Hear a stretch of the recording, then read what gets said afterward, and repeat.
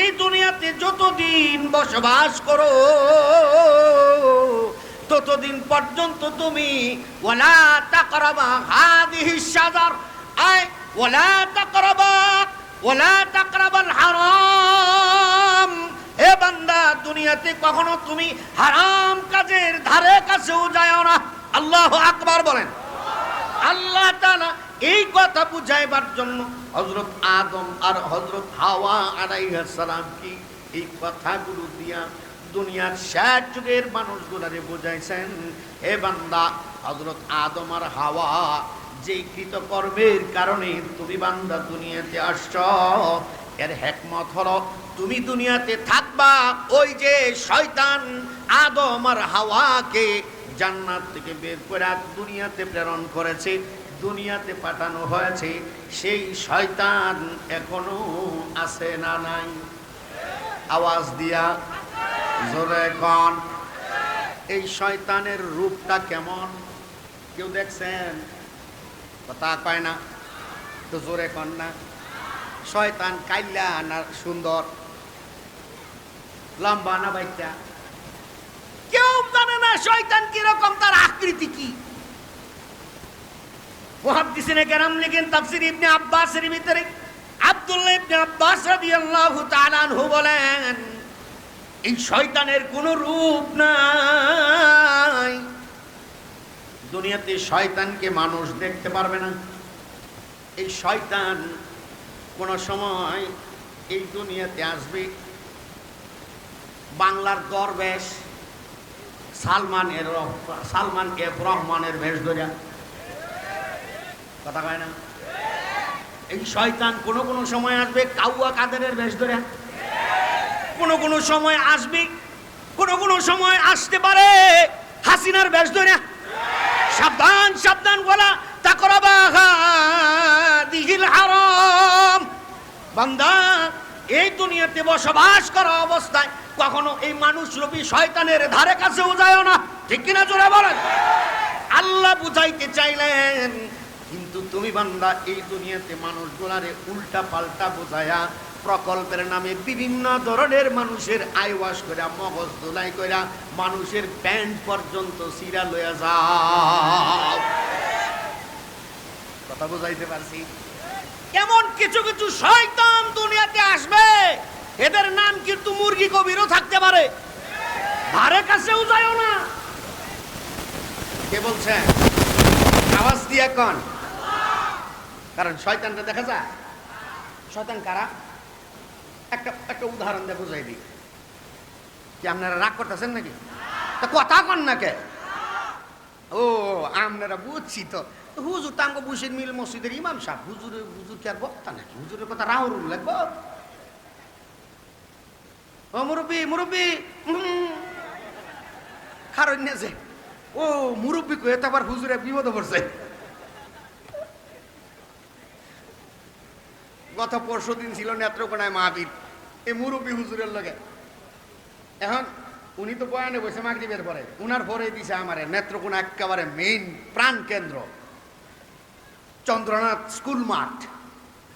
শুধু এই স্কুলে যে মাহফিল হচ্ছে তা নয়, বাংলাদেশের প্রত্যেকটা স্কুল মাঠ এখন এই সমস্ত ধর্মীয় মানুষের জন্য উন্মুক্ত করে দেওয়া হয়েছে, যেটা ফ্যাসিস্টের আমলে কখনো কল্পনাও করা যায় নাই।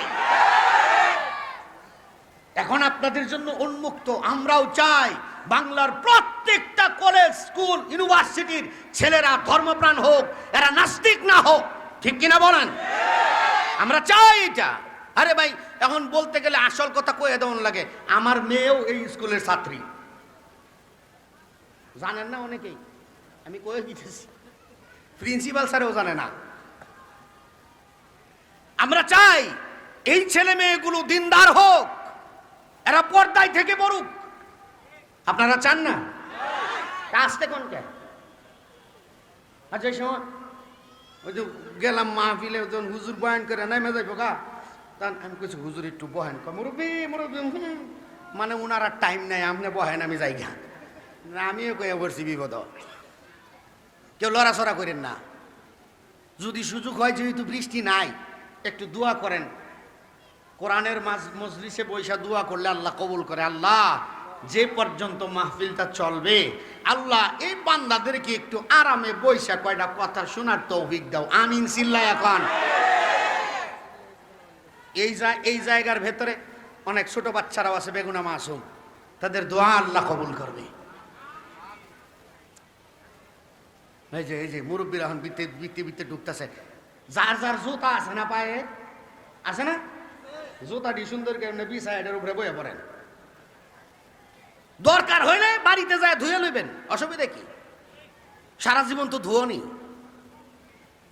ইউটিউব চ্যানেল বাদশাহ ইসলামিক টিভি, এই যুবকরা যারা যারা অ্যান্ড্রয়েড মোবাইল চালাও সবাই সাবস্ক্রাইব করবা, নতুন চ্যানেল হয় সবাই সাবস্ক্রাইব করবা তো যারা যারা আছো। হ্যাঁ, আর খালি গান শুনো না, খালি গান শুনো না। তো যেই কথাটা বলতেছিলাম যে আল্লাহ তাআলা শয়তানের রূপরেখা বা তার অবয়ব এই দুনিয়াতে প্রকাশ করে নাই। কেন প্রকাশ করে নাই? তার হিকমত। শয়তানকে যখন জান্নাত থেকে বের করে দেওয়া হয়, শয়তান আল্লাহর কাছে বলে, মালিক আমারে তো তুমি সব ফেরেশতাদের মুআল্লিম বানাইছিলা, এখন তো তুমি আমারে জান্নাত থেকে বাইর করে দিবা। তোমার নির্দেশ অমান্য করার কারণে তুমি তো আমারে আর জান্নাতের ভিতরে থাকতে দিবা না। আমার তো এই জান্নাত ছাইরা চলে যাওয়া লাগবে, তবে তোমার কাছে একটা দাবি জানাই। ও কি দাবি? ক। আল্লাহ তুমি আমারে কিয়ামত পর্যন্ত হায়াত দাও। ক যা দিলাম দিলাম, কিয়ামত পর্যন্ত হায়াত। আর একটা বিষয় সাম, আল্লাহ তোমার বান্দারের রগে রগে ঢুকার আমারে ক্ষমতা দাও। ক যা দিলাম। তুমি আমারে এই ক্ষমতাটাও দাও। আল্লাহ এমন এমন কিছু মানুষ থাকবে যাদের নামটা মুসলমানের কিন্তু কাম করে কাফেরের। ঠিক না বে ঠিক? জোরে কান। নাম মুসলমানের কিন্তু কাম করে কাফেরের। এরকম মানুষ বাংলাদেশে আছে না নাই? আছে। নাম একটা একটা করে কমু। আরে মিয়া ক্ষমতায় থাকতেই তো ভয় পাই নাই, এখন তো ক্ষমতাই নাই, ভয় পাওয়ার কোনো টাইমই নাই। বুঝেন নাই? কত কিছু হয়েছে। আমি তাই চট্টগ্রাম মাহফিলে বুট বাজারে গাড়ি ঘোড়ার মামলা হয় আমার নামে, চিন্তা করছেন? শয়তানে বিশ্বাস করবো এগুলো? থানায় গেছে বলে হুজুর তো এলাকায় নেই, তাহলে আপনি এর নামটা কেমনে দেন? চিন্তা। এদের সাথে শয়তান এই দুনিয়াতে আর কেউ নাই, এরাই বড় শয়তান। এই জন্য আল্লাহ তাআলা বলছেন সূরা নাসের ভিতরে, মিনাল জিন্নাতি ওয়ান নাস, এই পৃথিবীতে সবচেয়ে ভয়ঙ্কর শয়তান হলো মানুষ। আল্লাহ অন্য আয়াতেও ভিতরে বলেছেন, ইন্নাল ইনসানা লিরাব্বিহি লাকানুদ, এই মানুষের চাইতে নিমক হারাম আর কেউ নাই। যে জন্য বলছিলাম এবারে শয়তান রে আল্লাহ জিগায়, শয়তান তুই এত ক্ষমতা লয়ে কি করবি? এই জিনিস দিয়ে আমি কি করব সেটা তুমি তো ভালো করে জানো, কারণ তুমি তো আলিমুল গায়ব, তুমি তো গায়েবের খবর জানো, তুমি তো মানুষের মনের খবর জানো, সব কিছুর খবর তোমার কাছে আছে। ইয়ার পরেও বলে দিলাম তোমার বান্দা সব জায়গার ভেতরে যাবে, তোমার বান্দার নামাজের ভিতরে যায় ঢুকবে, মসজিদের ভিতরে ঢুকবে, ওই জায়গার ভেতরে থেকে আমি মনের ভিতরে ওয়াসওয়াসা দিয়া তোমার বান্দাদেরকে মসজিদ থেকে বাইর করে দেব। এরকম আছে না নাই? নামাজ শুরু হইতেছে, কামাতিস সালাহ, গার্লফ্রেন্ডে ফোন দিছে, হ্যালো তুমি কই কো মসজিদে কো, তাড়াতাড়ি বাইরে আইও নাইলে ব্রেকআপ। ও যুবক ঠিক আসতে কইলে খবর আছে কইলাম, ঠিক না বে ঠিক? জোরে ক। আমি নিজে দেখছি ঘটনা চক্রে। একদিন আমার মসজিদে আইতে একটু দেরি হয়েছে, মুয়াজ্জিন সাহেব নামাজে দাঁড়ায় গেছে, আমি ঢুকতেছি, একটা জুতা লয়ে বাইরিতেছে, তখন আমি একটু পিলারের আড়াল থেকে দাঁড়ায় দেখি করে নাকি আসলে কি জুতা চোর নাকি। পরে দিই না, এক হাতে জুতা আর এক হাতে মোবাইল। মানে যেমনে কইতেছে কার হুবাহু এমনি বলতেছি, জানু তুমি একটু দাঁড়াও আমি আসে গেছি। মসজিদে হচ্ছে কামাতিস সালাহ, এই জায়গা থেকেও যাদেরকে বের করে নিয়ে যায় এটা কেডা? আওয়াজ দিয়া কান। শয়তান চাই বাইর করতো আর আল্লাহ চাই মসজিদে ঢুকবেন না বাইর হইবেন? কথা কয় না। যে মাঝে মাঝে শুনতাম আর কি, এক বেটা শয়তান খাওয়ানোর মান্যত করছে, শয়তান খাওয়াইব, তার কামটা হাসিল হয়ে গেলে ঘটনা চোখে তার কাম হয়ে গেছে গা। শয়তান তো খাওয়াইতো, দুইটা শয়তান খাওয়াইব, শয়তান পাই কই? রাস্তার পাশে বসে বসে চিন্তা করে, হাই রে শয়তান এই মান্যত করে তো আমি পড়ছি বিপদ, শয়তান পামু কই? গেছে এক মোল্লার কাছে, মোল্লা হুজুরের কাছে, হুজুর বিপদে পড়ছেন কি করা যায়? দূর মেডেলে চিন্তা করা লাগে কথা। একবার যেই জায়গার ভেতরে ইবাদত হয়, যেই জায়গার ভেতরে কোরআনের জিকির হয়, যেই জায়গার ভেতরে কোরআনের আমল হয়, ওই জায়গাগুলোর থেকে যারা ভাগ্যে চলে যায় এমন দুইটা মানুষ দৌড়ে না খাওয়াই দিবা, তাইলে শয়তান খাওয়ার মান্যতা আদায় হয়ে যাবে। এখন বুঝেন মসজিদে ঢুকে বাইরে বেন না থাকবেন? কথা কয় না, জোরে কান। এখন নামাজ পড়ে তো বাইরে বেনি না, যাবেন কই? এখন শয়তান যখন বলছে আল্লাহ তোমার বান্দাদের কি এমন ভাবে আমি অপরাধের ভিতরে আমি লিপ্ত করে দিব, অথচ এমন বান্দাও তোমার থাকবে যারা সংসদের ভেতরে দাঁড়ায়ও বলবে আমি 60-70 রাকাত নফল নামাজ পড়ি, এমন মানুষও থাকবে, এদেরকেও বাইর করে আনবো। আল্লাহ তাআলা বলেন قل يا عبادي الذين أسرفوا على أنفسهم لا تقنطوا من رحمة الله إن الله يغفر الذنوب جميعا إنه هو الغفور الرحيم। শয়তান তুই কি করবি? আমার বান্দারে তুই ফজরের সময় ঘুম পাড়ায় রাখবি, আমার বান্দারে জোহরের সময় কাজে ব্যস্ত রাখবি, আমার বান্দারে আসরের সময় গার্লফ্রেন্ডের লগে গুনাহ করাইবি, আমার বান্দারে সূর্য ডুবার সময় মাগরিবের সময় তুমি চায়ের দোকানে বৈশা আড্ডা মারাইবি, আমার বান্দারে এশার সময়ও তুই ধোঁকা দিবি। সারাটা জীবন পর্যন্ত এই কাজ তুই কইরা গেলি, জীবনের পরন্ত বেলায় মৃত্যুর আগ মুহূর্তেও আমার এই বান্দা যদি একটাবার চোখের পানিগুলা ছেড়ে দিয়া আমার বান্দা যদি একটাবার বলে আল্লাহ ভুল করে ফেলাইছি আমারে মাফ করে দাও, আমার বান্দা এইভাবে বলতে দেরি হবে, আমার বান্দার চোখের পানিগুলো মাটিতে পড়ার আগে আমি আল্লাহ তাআলা আমার বান্দার জীবনের সব গুনাহ মাফ করে দিব। কারণ ইন্নাল্লাহা ইয়াগফিরুয যুনুবা জামিআ, আল্লাহ তাআলা সব গুনাহ আল্লাহ তাআলা মাফ করবে। কার ওয়াদা? কার ওয়াদা? আওয়াজ দিয়া বলেন কার? সুতরাং চিন্তার কোনো কারণ নাই। বলছিলাম এই কারণে এই দুনিয়াতে আল্লাহ ওয়ালা হওয়ার জন্য আপনার বড় আলেম হইতে হবে এমনটা না, তবে মর্যাদা অনেক। কারণ আলেমের চেহারার দিকে তাকাইলে পরে নবী দেখার সব পাওয়া যায়। সুবহানাল্লাহ। কারণ আল উলামা ওয়ারাসাতুল আম্বিয়া, নবীরা আলেমরা হচ্ছে নবীদের ওয়ারিস। অন্য হাদিসের ভিতরে আল্লাহর রাসূল বলেন আল উলামা কাআন্নাহু ওয়ারাকাতুল মাসহাফ, এই আলেমরা হচ্ছে জীবন্ত কোরআন। আল্লাহু আকবার। এই জন্য বলছি অন্তত এই দুনিয়াতে চলা অবস্থায় এমন মানুষরূপী শয়তান থেকে নিজেরে বাঁচাও। ইনশাআল্লাহ বলেন। বাঁচামু তো? কিছু কঠিন কঠিন কথা বলে বালাইতেছি, কেউ রাগ করেন না। আপনারা তো স্থানীয় মানুষ, এই এলাকার মানুষ, আপনারা থাকবেন, আরে ভাই চাকরি গেল তো আমার যাইবো, আপনি কত যাইতো না, চিন্তা করেন না। তবে সত্য কথাটা আপনি জেনে যান, সত্য কথাটা আপনি জানেন। কেন বললাম,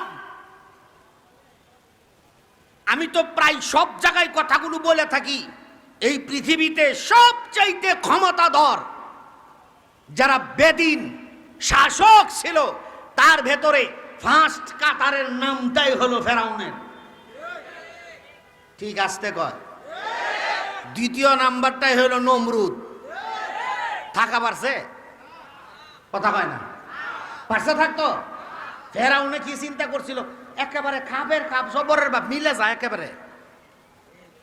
ফেরাউনে যখন স্বপ্ন দেখছে যে আপনার এই দেশে একটা ছেলে জন্ম হবে, এই ছেলে আইসা আপনার সিংহাসন দখল করবে, সে সব জায়গায় নির্দেশ দিয়া দিল, আজকের পর থেকে যত ছেলে জন্ম হবে এটা মেরে লাও। ফেরাউনে নির্দেশ দিছে। ঠিক এই ফেরাউনের বউয়েরও এই নির্দেশটা ছিল, এই বউ না, এই বউ, ফেরাউনের নির্দেশ ছিল যারাই হক কথা বলবে, যারাই ইমানের কথা বলবে, এদেরকে ধৈর্য ধৈর্য জেলখানায় ঢুকাও। ঢোকায় নাই? কথা কয় না, ঢোকায় নাই? নিরপরাধ আলেমদেরকে জেলখানায় ঢুকাইছে। এই ঢুকাই কফলটা খাইছে। কারণ আল্লাহর রাসূল বলেছেন, মান আদালি ওয়ালিয়ান ফাকাদ আযানতুহু বিল হারব। যারা এমন আল্লাহর ওলিদের সাথে বেয়াদবি করে, আল্লাহ তাদের বিরুদ্ধে যুদ্ধ ঘোষণা করে। সুতরাং আল্লাহর মায়ের দুনিয়াতে বাইর, ঠিক না বে ঠিক? তো এই জন্যই কথা, এই দুনিয়া থেকে এমন মানুষ রূপী পশুদের থেকে বেঁচে থাকার জন্য ছোট্ট কথা, একটা কথাই বলবো, লম্বা কোনো কথা না, এই একটা কথা বুঝাইবার জন্যই বলছি। আল্লাহর রাসূল হাদিসে বলেন, ক্বালান নবী সাল্লাল্লাহু আলাইহি ওয়াসাল্লাম, আল উলামা ওয়ারাসাতুল আম্বিয়া। আলেমরা হচ্ছে নবীদের ওয়ারিস। সব জায়গায় আমি এই দাওয়াত আপনাদের সামনে দিয়া যাই। মসজিদের ভিতরে ঢুকবেন, নামাজের জন্য ঢুকবেন, নামাজের জন্য আসলেন, মসজিদের ভিতরে আসবেন, কিন্তু আরেকটা নিয়ত আপনার দিলের ভিতরে রাখবেন, নাইবে নবী দেখার নিয়ত। নামাজ পড়ে যখন বের হয়ে যাবেন, একটাবার ইমামের চেহারার দিকে আপনি তাকান, একটাবার ইমামের চেহারার দিকে তাকাইলে নবী দেখার সব পাওয়া যাবেন। সুবহানাল্লাহ বলেন। কেন বলছি, কেন কেন আল্লাহর রাসূল সব সাহাবীদেরকে নিয়ে এইভাবে বসা, প্রতিদিন বাদাল ফজর বাদাল এশা সরকারে দো আলম সব সাহাবায়ে কেরামদেরকে নিয়ে বসতেন, তালিম দিতেন। সবাইকে জিজ্ঞেস করলেন, তোমরা মসজিদে আসো কিসের নিয়তে? সব সাহাবায়ে কেরাম বললেন, ইকামিস সালাহ, হুজুর আমরা নামাজ পড়তে মসজিদে আসি। হযরত আবু যর হাত তুলে নাই, উনি হাত নিচু করে রাখছে। হযরত আবু যর রাদিয়াল্লাহু তাআলা আনহুকে জিজ্ঞেস করলেন, আবু যর তুমি হাত উঠাইলা না, কি কারণে উঠাও নাই তুমি একটু বলো। সবাই তো মসজিদে নামাজের নিয়তে আসে, নামাজ পড়তে আসে, কারণ নামাজ পড়লে পরে আল্লাহ রাজি হয়, নামাজ পড়লে পরে আল্লাহর রহমত নাজিল হয়। সুবহানাল্লাহ বলেন। কিন্তু তুমি হাত তুললা না, তুমি কিসের নিয়তে আসো? হযরত আবু যর গিফারি বলে, ওগো নবীজি আমি মসজিদের ভিতরে আসি, নামাজ পড়তে আসি, এই নিয়ত আছে, আর একটা নিয়ত আছে, আমি মসজিদের ভিতরে আসি নামাজের পাশাপাশি আমার রাসূলকে মুহাব্বত বইরা দেখার জন্য। আমি রাসূলকে দেখতে মসজিদে আসি, কারণ আপনারে না দেখলে আমার ভালো লাগে না। যার কারণে শেখ সাদি রহমতুল্লাহি আলাইহি বলেছেন, হযরতে বুজার খাদেমে খায়রুল বাশার খিদমতু মে भर ना बनाया अपना घर। হযরত আবু যর গিফারি এমন একজন সাহাবী, বাড়ির দিকেও খেয়াল করতেন না, পুরোটা জীবন আল্লাহর রাসূলের খেদমতে উনি ব্যয় করে দিয়েছেন। এরপরেও উনি বলেন, হুজুর আমি মসজিদে আসি, নামাজ পড়তে আসি, পাশাপাশি আমার রাসূলের চেহারাটা দেখার জন্য আমি মসজিদে আসি। এই জন্য প্রত্যেকের প্রতি দাওয়াত, অন্তত আল্লাহর সাথে মহব্বত তৈরি করার জন্য। আল্লাহর রাসূল বলেন, ক্বালান নবিয়্যু সাল্লাল্লাহু আলাইহি ওয়াসাল্লাম ইউবাসুল্লাহুল আলিমা ওয়াল আবিদা ফায়ুকালু লিল আবিদি উদখুলিল জান্নাহ ওয়া ইউকালু লিল আলিমি ইশফা' লিন নাস। সরকার দু আলম নবী বলেন, হাসরের মাঠে যখন দুই ধরনের মানুষকে আল্লাহ তাআলা উঠাবে, কয় ধরনের মানুষ? আওয়াজ দিয়া বলেন। এক ধরনের মানুষ হলো আবেদ, যারা ইবাদতওয়ালা, তারা যখন হাসরের মাঠে উঠবে, হিসাবের কাঠগড়ায় দাঁড় হবে, আল্লাহ তাআলা বলবেন, ইয়া আবদি উদখুলিল জান্নাহ, হে বান্দা তুমি জান্নাতে ঢোকো। আর দ্বিতীয় পর্যায়ের মানুষগুলা হলো উলামায়ে কেরাম, যাদেরকে তোমরা গালি দিতা, যাদেরকে জঙ্গি বলে গালি দিছো,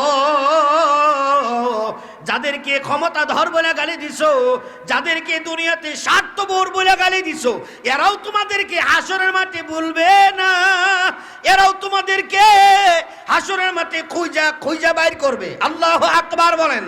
আল্লাহ তাআলা আলেমদেরকে বলবে, ইয়া আইয়ুহাল আলিমুনা কুমু ওয়ানজুরু ইলা আমামিকুম, হে উলামায়ে কেরাম তোমরা দাঁড়াও, দাঁড়ায়া তোমাদের সামনের দিকে তাকাও, তাকায়া দেখো যেই মানুষগুলার সামনে দ্বীনি কথা বলেছ, এই দুনিয়ার জীবনে যে মানুষগুলার সাথে তোমার পরিচয় হয়েছে, যাদেরকে তুমি চিনো, যাদেরকে জানো, যাদের সাথে তোমার পরিচয় আছে, আয়না শাআত, তুমি যা চাও, যাকে চাও তার হাত ধরে তুমি সুপারিশ করে করে দলে দলে তুমি জান্নাতে ঢোকো। আল্লাহ এমন মর্যাদা দিবেন। শর্ত হলো কেমনি? আল্লাহ তাআলা কোরআনে বলেন, আলা ইন্না আউলিয়া আল্লাহি লা খাউফুন আলাইহিম ওয়ালা হুম ইয়াহজানুন। আল্লাহ তাআলা বলেন, এই মানুষগুলোর জন্য দুনিয়াতেও কোনো পেরেশানি নাই, পরকালেও তাদের জন্য কোনো পেরেশানি নাই। দুনিয়ার জীবনে তাদের কোনো চিন্তা নাই, তাদের খাওয়ার চিন্তা নাই, পড়ার চিন্তা নাই, পরিবারের চিন্তা নাই। আল্লাহ তাআলা সব ধরনের প্রয়োজন আল্লাহ তাআলা তাদের মিটাইয়া দিবে। বান্দার রিজিক দরকার, আল্লাহ রিজিকের ব্যবস্থা করবে। বান্দার দুনিয়াতে অসুস্থতার থেকে মাফের দরকার, আল্লাহ তারে সুস্থ করবে। বান্দা মুসিবতে পড়ে গেছে, বান্দাকে মুসিবত থেকে বাঁচাইবে কে? আওয়াজ দিয়া জোরে বলেন, আরো জোরে আওয়াজ দিয়া বলেন, কে বাঁচাবে? হে বন্ধু, এই দুনিয়ার জীবনে তুমি কেমন বিপদে পড়েছো? হযরতে খলিলুল্লাহ ইব্রাহিমের চাইতে বড় বিপদে তুমি পড়ো নাই, আল্লাহর রাসূলের চাইতে বড় বিপদে তুমি পড়ো নাই। এমন বিপদ থেকেও বাঁচায় আনছে কে? আওয়াজ দিয়া কোন, জোরে বলেন। সব জায়গা থেকে বাঁচানেওয়ালা কে? তোমারে আমারে বাঁচাইতে পারে কে? ফাঁসির দড়ির সামনে এই জায়গা থেকেও বাঁচায়া আনতে পারে কে? ফাঁসির দড়ি গলায় ঝুইলা মরলেই বুঝি খালি দুনিয়াতে বদনাম না, এই ফাঁসির দড়িটাও তোমার শাহাদাতের মর্যাদার কারণ। ঠিক কিনা জোরে বলো। কেন বলেছি? যারা আউলিয়া আল্লাহ তারা কালা, মুহাদ্দিসিনে কেরাম 60টা স্তর বর্ণনা করেছেন। তার ভিতরে 1 নাম্বার স্তর যারা হচ্ছে তাকওয়াল্লাহি লিইবাদাহ, অর্থাৎ তারা প্রত্যেকটা ইবাদতের ভেতরে আল্লাহর ভয় মিশ্রিত ইবাদত করে। সুবহানাল্লাহ বলেন। কেমন কেমন ইবাদত? নামাজের মধ্যে খাড়ায়া এদিক ওদিক সাউন্ড কিছু মুসল্লি আছে না নাই? আরে আমি নিজেও দেখছি নামাজের মধ্যে খাড়াইছে, ওই একটু ঘামছে তো, তখন পকেটের থেকে টিস্যু বাইর করে গামটা মুইসা সামনে আগায়া ফালাইয়া দিয়ে আবার নামাজে খাড়াইছে। এরকম কিছু মুসল্লি আছে না? এরকম না। আল্লাহ তাআলা কোরআনে বলেছেন ওই ধরনের নামাজ আল্লাযীনা হুম ফি সালাতিহিম খাশিউন, আল্লাহর ভয় নিয়ে নামাজে দাঁড়ানো। এমন নামাজের মধ্যে দাঁড়াইবা যাতে করে নামাজের ভিতরে জান্নাতের দর্শন হয়। সুবহানাল্লাহ বলেন। সাহাবীদেরকে নিয়ে আল্লাহর রাসূল নামাজে দাঁড়াইছেন। এমন সময় সরকার দু আলম তাকবীরে তাহরিমা বাদা অবস্থায় এক কদম সামনে চলে গেছে, আবার এক কদম পিছনে চলে আসছেন। হুজুর নামাজ শেষ করার পরে হযরত আবু হুরায়রা জিজ্ঞেস করলেন, ওগো পয়গম্বর আলাইহিস সালাম, নবীজি নামাজের ব্যাপারে কি আল্লাহ তাআলা কোন নতুন নিয়ম জারি করছে? কয় কেন? আপনি নামাজের ভিতরে দাঁড়ায় এক কদম সামনে চলে গেছেন, আবার এক কদম পিছনে চলে আসছেন, তাতে আমরা বুঝতে পারলাম হয়তো আল্লাহ তাআলা নামাজের ভিতরে নতুন কোন নিয়ম চালু করেছেন। আল্লাহর রাসূল বলেন, না, আল্লাহ তাআলা নতুন কোন নিয়ম চালু করে নাই, বরং নামাজের নিয়ম আগেরটাই। আমি যখন নামাজের ভিতরে দাঁড়ায় যখন আমি জান্নাতের আয়াত তেলাওয়াত করতেছিলাম, ইন্নাল্লাযীনা আমানু ওয়া আমিলুস সালিহাতি কানাত লাকুম জান্নাতুল ফিরদাউসি নুজুলা খালিদিনা ফীহা লা ইয়াবগুনা আনহা ইওয়ালা। যখন জান্নাতের আয়াতগুলা তেলাওয়াত করতেছিলাম, আল্লাহ তাআলা আমার চোখের সামনে জান্নাতের ফল ফ্রুট গুলো আমার সামনে ধরে দিছে। সুবহানাল্লাহ, জোরে কোন। আমি তখন এই ফল ধরার জন্য সামনে গেলাম, আর যখন আমি জাহান্নামের আয়াত তেলাওয়াত করতেছিলাম ওই সময় জাহান্নামের দৃশ্য আমার সামনে যখন তুলে ধরছে, আমি এই জাহান্নাম থেকে বাঁচার জন্য আমি পিছনে চলে আসলাম। তার মানে এই নামাজের ভিতরে বান্দার জান্নাতের দেখা হয়, আবার জাহান্নাম থেকে মাফের ব্যবস্থা হয়। যার কারণে আল্লাহ তাআলা বলছেন, কোরআনে বলেন, উতলু মা উহিয়া ইলাইকা মিনাল কিতাব ওয়া আকিমিস সালাহ ইন্নাস সালাতা তানহা আনিল ফাহশাই ওয়াল মুনকার ওয়ালা যিকরুল্লাহি আকবার। আল্লাহ তাআলা বলেন, হে নবী, আপনি আপনার সাহাবীদের সামনে কোরআন তেলাওয়াত করেন আর তাদেরকে আপনি নামাজের ট্রেনিং দেন। কারণ তাদেরকে যদি আপনি নামাজের অভ্যস্ত বানাইতে পারেন, তাইলে আমি আল্লাহ তাআলা এই নামাজের মাধ্যমে আপনার উম্মতকে আমি জাহান্নামের আযাব থেকে বাঁচায় রাখবো। সুবহানাল্লাহ বলেন। আর একটু জোরে কন্যা সুবহানাল্লাহ। কারণ এই নামাজ হচ্ছে আসমানের নিচে জমিনের উপরে সবচেয়ে বড় ইবাদতের নাম। বলেন কেন বলছি এই কথা? এই নামাজের মাধ্যমে একজন গায়রে আলম আল্লাহর বন্ধু হয়। কারণ আল্লাহ তাআলা এই আয়াতের ভেতরে মুফাসসিরিনে কেরাম লিখেছেন যে এক নাম্বার ক্যাটাগরি আল্লাহর বন্ধু হওয়ার জন্য তাকওয়াল্লাহ লিইবাদা, অর্থাৎ ইবাদতের ভেতরে আল্লাহ তাআলার প্রতি তাকওয়া অর্থাৎ গুনাহমুক্ত জীবন গড়ার অভ্যাস গড়া এক নাম্বার। গুনাহ থেকে নিজেও বাঁচা, অন্যকেও বাঁচানো। প্রথম বলেছিলাম আমরা চাই এই স্কুল কলেজ ভার্সিটির ছেলে মেয়েগুলো এমন দিনদার হোক, তারাও দুশ্চরিত্র থেকে বেঁচে নিজেরাও সচ্চরিত্রবান হোক। এটা আমরাও চাই। কেন? আল্লাহর নির্দেশ প্রত্যেকটা অভিভাবকের কাছে আল্লাহ তাআলার আমানত। আল্লাহ তাআলা কোরআনে বলেছেন, ইয়া আইয়ুহাল্লাযীনা আমানু ইয়া আইয়ুহাল্লাযীনা আমানু কু আনফুসাকুম ওয়া আহলিকুম নারা। আল্লাহ তাআলা বলেন, এ দুনিয়ার ঈমানদারেরা, তোমার নিজেরে তুমি জাহান্নামের আযাব থেকে বাঁচাও। হে বান্দা, তোমার পরিবার পরিজনকেও তুমি জাহান্নামের আযাব থেকে বাঁচাও। এই জন্য প্রত্যেকটা অভিভাবকের প্রতি আমার বিনয়ের সহিত আবেদন, অন্তত আপনার সন্তানকে দিনদার বানান। তার মানে এই নয় আপনার সন্তানকে জেনারেল শিক্ষায় শিক্ষিত করবেন না, আপনার সন্তানকে কলেজ ইউনিভার্সিটিতে পড়াবেন না, এমনটা নয়। কারণ আপনি আমি অনেকেই জানি মুজাদ্দিদুল মিল্লাত হাকিমুল উম্মত আশরাফ আলী থানভী রহমতুল্লাহি আলাইহি, ওনার এক জলিল কদর এক মুজাজ, ওনার খলিফা ছিলেন ডক্টর আব্দুল হাই আরিফি রহমতুল্লাহি আলাইহি। গুগলে সার্চ দিয়ে দেখবেন ডক্টর আব্দুল হাই আরিফি, এই নামে উইকিপিডিয়াতেও আছে, খুঁজে পাবেন। এখন তো যুবকেরা ডিজিটাল, বলার আগেই মোবাইলটা বাইর করে হালায়, ঠিক না বে ঠিক? কি আপনারা কি আমার কথা বুঝেন না? ও ভাই, কানে আওয়াজটা আর একটু দেওয়া লাগবে। আমার কানে আওয়াজ না এলে আমার কিন্তু গলায় চাপ করবো, কানে যেন একটু আওয়াজ আসে। দরকার হলে এই সাউন্ড বক্স এইদিকে একটু ঘোরান আমার দিকে, এই সাউন্ডগুলো একটু, পিছনের সাউন্ডগুলো একটু দেন। আমার 12টা বাজায়েন না, কারণ মাহবিল শুধু এই দেয় না, আরো আছে প্রত্যেক দিন 3টা 4টা। যাউন তো লাগে, না গেলে বলে ওই যে হুজুররা কথা দিয়ে কথা রাখে না। বিপদ একদিকে, সব দিকে বিপদ। ডক্টর আব্দুল হাই আরিফি রহমতুল্লাহি আলাইহি উনি কেমন ধরনের খলিফা ছিলেন জানেন? শুধু এতটুকুই বলি, পাকিস্তানের চিফ জাস্টিস আল্লামা মুফতি তকি উসমানী দামাত বারাকাতুহুম, নাম শুনছেন তো?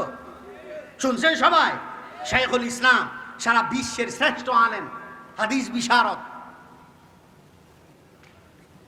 ওনার আব্বাজান তাফসিরে মারিফুল কোরআন, উর্দু যেটা লেখা, তাফসিরে মারিফুল কোরআনের লেখক আল্লামা মুফতি শফি রহমতুল্লাহি আলাইহি, ওনার 2 ছেলে রফি উসমানী, তকি উসমানী, 2 জন।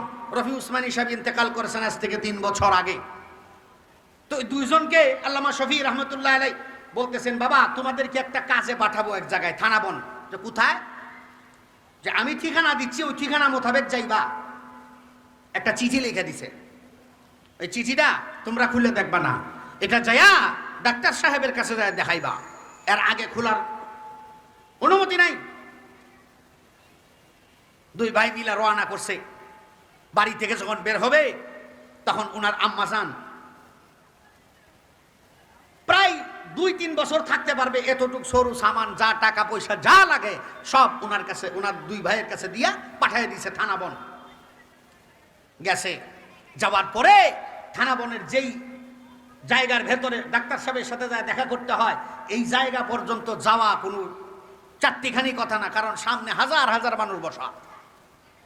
কিন্তু ওনারা তো আলেম, কারোর সাথে বিয়াদবি করে অভ্যাস নাই, কেমনে যাবে তাদেরকে সরায়া।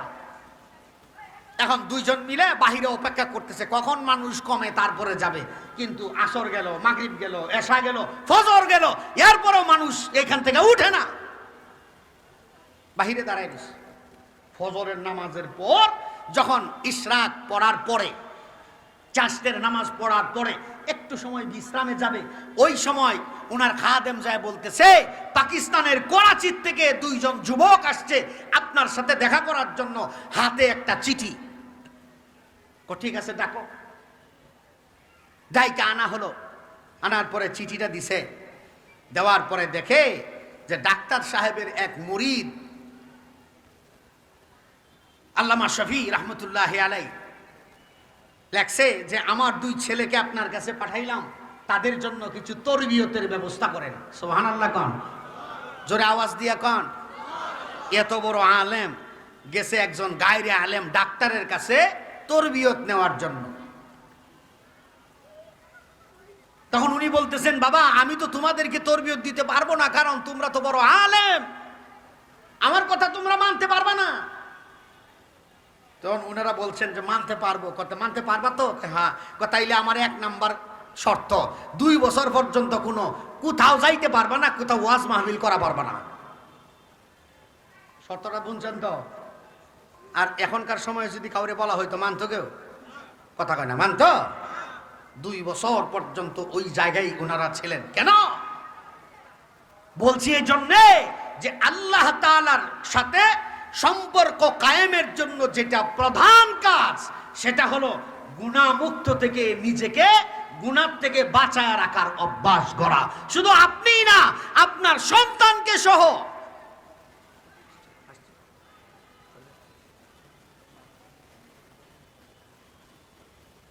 আমি বলতেছিলাম শুধু এই কারণেই যে হযরতরা আসা পর্যন্ত আপনাদেরকে একটু তৈরি করে থয়ে যায়। সেই জন্যে দ্বিতীয় নাম্বার কাজ, অর্থাৎ গুনাহ মুক্ত হওয়ার দ্বিতীয় নাম্বার কাজ, আল্লাহ তাআলার সাথে সম্পর্ক কায়েমের দ্বিতীয় নাম্বার পন্থা, আল্লাযীনা হুম মুখলিসুন, আল্লাযী আখলাসু ফিত তাকওয়া, যারা এই তাকওয়ার কাজের ভিতরে যারা ইখলাসের সহিত কাজ করে, ইখলাসের সহিত। এটা সহজভাবে বোঝানোর জন্য আপনাদেরকে বলি, আমরা নামাজ পড়ি কারে রাজি করার জন্য? আওয়াজ দিয়া কয় না? কোরআন পড়ব কারে রাজি করার জন্য? ইবাদত করব কাকে রাজি করার জন্য? এইটার নাম হলো ইখলাস। দুনিয়াতে প্রত্যেকটা কাজ করব আল্লাহকে রাজি করার জন্য। এমনকি বান্দা তোমার জুতার পিতাটা ছিঁড়ে গেছে, সেটাকেও আমি জোড়া লাগাবো আল্লাহরে রাজি করার জন্য। সুবহানাল্লাহ বলেন। যার কারণে সূরাতুল মাউনের ভিতরে আল্লাহ তাআলা বলছেন কোন কোন মানুষগুলা হলো জাহান্নামে যাওয়ার উপযুক্ত।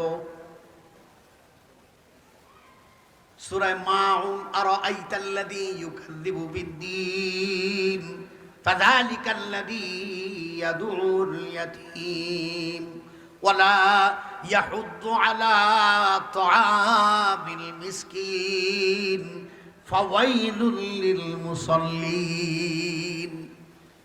আল্লাহ তাআলা বলেন নামাজীদের জন্য ওয়াইল নামক দুজক, নামাজীদের জন্য জাহান্নামের দুঃসংবাদ। ওই নামাজি কারা? আল্লাযীনা হুম ইউরাউন আই ইউরাউনান নাস, যারা মানুষকে দেখানোর জন্য ইবাদত করে, মানুষকে দেখাইবার জন্য নামাজ পড়ে। এরকম মানুষ আছে না নাই? কথা কয় না? জোরে কান। মসজিদের সভাপতি হয়েছে, সেক্রেটারি হয়েছে, মসজিদে যদি না যায় তাইলে মানুষে বদনাম করব, এই জন্য মসজিদে যায়। ঠিক কিনা জোরে বলেন? এমন না, এমন না। নামাজ পড়বো ইবাদত করব কারে রাজি করার জন্য? আওয়াজ দিয়া জোরে বলেন, জোরে কন। এই জন্য বলছি, যদি আল্লাহ ওয়ালা যদি হইতে চাও তাইলে আল্লাহ তাআলা তোমার নামটুকু এই জাতির ভিতরে শ্রদ্ধা ভরে মানুষে স্মরণ করবে। আবু জেহেলের মতো কখনো বদদুয়া তোমার জন্য করবে না। এই জন্যই আল্লাহর রাসূল হাদিসে বলেছেন, মান সান্না ফিল ইসলামি সুন্নাতান হাসানাতান ফালাহু আজরুহা ওয়া মান সান্না ফিল ইসলামি সুন্নাতান সাইয়্যাতান ফালাহু বিজরুহা। এই পৃথিবীতে এমন কিছু কাজ তুমি করে যাও যাতে করে এই কাজ নিয়ে তুমি বান্দার জন্য আল্লাহ তাআলার কাছে তোমারে শ্রদ্ধা ভরে স্মরণ করে। আবু বকররে কেউ দেখছেন? সাহাবী, কথা কয় না? কিন্তু উনার নামটা বললে মানুষ রাদিয়াল্লাহু আনহু বলে। হযরত উমররে কেউ দেখে নাই, কিন্তু উমরের নামটা শ্রদ্ধা ভরে মানুষে স্মরণ করে। কিন্তু ফেরাউনরে কেউ দেখে নাই, কিন্তু তার নামটা কি শ্রদ্ধা ভরে লয়? কথা কয় না? নমরুদের নাম শ্রদ্ধা ভরে লয়, আবু জেহেলের নাম শ্রদ্ধা ভরে লয়। হজ করতে গেলে বেরে যদি প্রস্রাব পায়খানাও যদি না ধরে, আবু জেহেলের বাড়িতে বানাইছে টাট্টিখানা প্রস্রাবখানা, এনে যে একটা কুতান দেওয়াও সুন্নত। কথা কয় না? কথা কয় না? সামনে এমন সময় আসছে, বাংলাদেশেও এমন আবু জেহেলের কেউ উত্তরসূরি আছে, এদেরকেও এক সময় এমন সময় আসবে যে এদের নামে বদদুয়া করাও লাগতে পারে। ঠিক না বে ঠিক? জোরে বলেন। 7টা বিষয় আল্লাহর বন্ধু হওয়ার রাস্তা। কয়টা? কথা কয় না? কয়টা? 1 নাম্বার বলেছি তাকওয়াল্লাহ, 2 নাম্বার এই তাকওয়ার ভিতরে খুলুসিয়ত, অর্থাৎ আপনি মনে করেন একজন মিসকিনরে দান করেন। যেমন কথাটা কেমনে বুঝাই? এক মাছ চিনেন তো? কথা কয় না? যাইলে মাছ বেছে বাজার, তার দাঁত হইলো একটা স্বর্ণ দেবান দাই। আরেকজন গেছে 2 দিনের বইরে কি বাতেরে কয় অন্য, হাতে দিছে রূপার আংটি। এরা আংটি দিয়া কয় মাছ এটা কত? মানে হ্যাঁ, মাছের দাম জিগানো না, তার উদ্দেশ্য হইল কথা কয় না। আংটি দেখাইবো মানে ফুটানি দেখাইবো। যাইলা তৈল চালাক, যাইলেও বুঝা লাইছে, বুঝা কয় যাক তুই আংটি দেখাইছ রূপার আর আমি কি দেখাই। যাইলাই কয় 300 টাকা, দাঁতটা বাইর করে দে। তখন আংটিওয়ালা বুঝছে না রে এখানে কাম চলবো না। এই জন্যে আপনার সমস্ত কৃতিত্ব সেটা মানুষকে দেখানোর জন্য নয়, কাকে রাজি করার জন্য। কেডা কেডা প্রস্তুত আছি আল্লাহর রাজি করতে? দুনুটা হাত উঁচা কইরা, দুনু হাত উঁচা কইরা। এক হাত উঁচা করলে কিন্তু অর্ধেক রাজি করাইতে পারবেন, দুনু হাত উঁচা করবেন। আল্লাহু আকবার জোরে কইতে পারবেন? এটা কামার জুরির আওয়াজ হয় নাই, আর একটু জোরে কন। কি কইছিলাম নামের আগে ঘোষণা দানের সময়? সুর সম্রাট আয়া পড়ছে। আরেকজন হচ্ছেন নামের আগে কইছিলাম খতিব সম্রাট আইতাছে। সুতরাং সূর্য উঠলে চাঁদের আলো থাকে, কেমনে বুঝাইতাম কিছু কয় না, তো কথা কন না কে? সূর্য উঠলে চাঁদের আলো থাকে, ও বুঝছি। যদি গান গাইতাম তাইলে ভালো আওয়াজ আইতো। ও মুর্শিদ পিছিয়ে লাভ দিত একেবারে জোরে। এই যেহেতু সূর্য উঠে গেছে, ওনার চাঁদের আলোর দাম নাই।